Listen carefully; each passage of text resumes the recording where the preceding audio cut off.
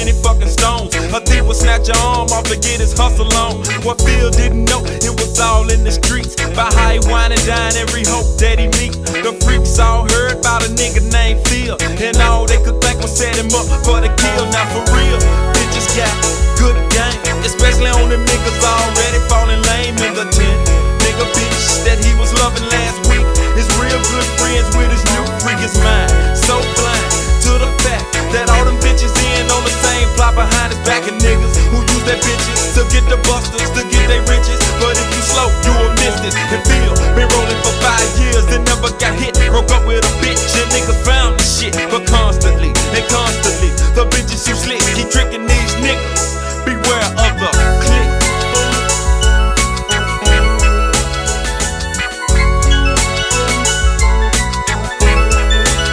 I knew this bitch named Betty. She was fucking around with a nigga named Joe, a heavy nigga on the down low, and everything was all lovey-dovey for a while, till Joe found out Betty was gonna have his child. Now Joe couldn't even see, trying to settle down, cause he had another family on the other side of town, and he knew he couldn't fuck up his kids, his wife, his life over a bitch that he fucked in one night. Now Betty's good and pregnant, but she ain't showing.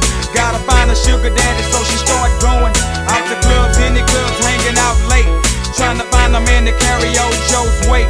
Betty standing at the bar sipping juice and gin, and at the same damn time Phil walks in. And if you know Phil like I know Phil, whether you know Phil love hoes, Phil straight shows on Betty. Got a name, got her digits, and in about a day or two you know Phil hit it. Now this could be the beginning of some stinking ass shit, so beware of the motherfucking clique.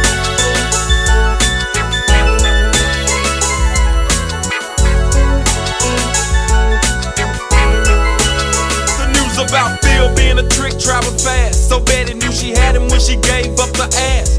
1 month passed, now she's sitting telling Phil, I'm feeling kinda funny, plus I don't use the pill.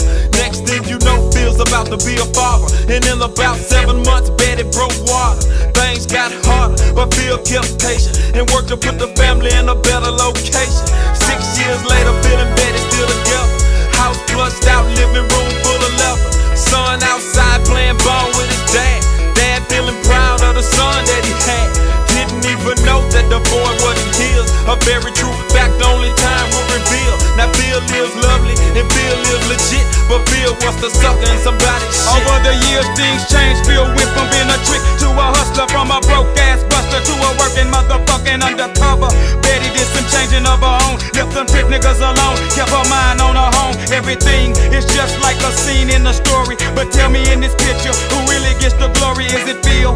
Well, I really don't think so. Her son was another man's child on the down low, and Betty, way down deep, deep inside, is tearing her apart to make her son live alive. But on the other side of town at the same time, Joe's thinking about a child that he left behind. 8 o'clock Monday morning, doorbell rings. It was Joe, said he came back to straighten things. He said, Phil, you was real, but Betty's lying. Please let me see my son, and he started crying. The clique.